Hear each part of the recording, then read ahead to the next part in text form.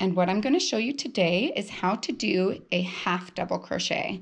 I wanted to first show you the difference between a half double crochet and a single crochet. This is 3 rows of each, and so you can see what a big difference it makes in the width of your project. It also makes a difference in the thickness. I don't know if you'll be able to see it on the video there, but this is much bulkier than this, which for certain projects can be very helpful. I actually really like using the half double crochet. So I'm going to set those out of the way, and I'm going to show you how to do it.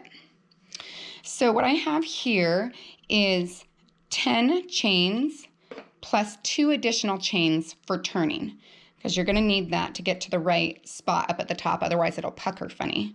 So the first thing you want to do is you want to wrap the working yarn around your hook and then skip those 2 turning chains and go into the 3rd chain from the hook. And you just want to go in the one side, yarn over, pull through. Now notice that you have 3 loops on your hook. And you're going to yarn over and pull through all 3. And you can already feel that that makes a nice, tight, bulky stitch right there. So we're going to do it again. So wrap it around, go through the chain, yarn over, pull through, check to make sure you've got your 3, yarn over, and pull through all 3. Again, yarn over, go through the chain, yarn over, pull through the chain, and then through all 3. Again, yarn over, go through the chain, yarn over, pull through, and just go all the way through. Okay, so I'm going to go ahead and do the rest, and I'm going to try to do them slowly so that you can see. What I really recommend, every time I find a new stitch, I do something repetitive like washcloth or blanket or a scarf, and I just do it over and over and over again.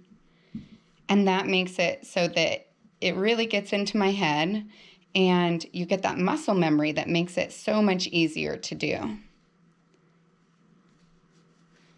Okay, so we're almost to the last one here. So yarn over, through the chain, yarn over, pull it through, yarn over, pull it through all 3. Now when you get down to the end, the way you're going to want to turn, there are a couple different ways of doing this, but this is my favorite way. So you want to do 2 chains, and you turn your piece. You skip those 2 chains, you'll yarn over, and then you'll go into that first half double, or the last half double crochet that you had done, the first one that's in this row from this direction. And you'll notice that unlike the chain, you don't go in just one side, you go underneath the bottom of it.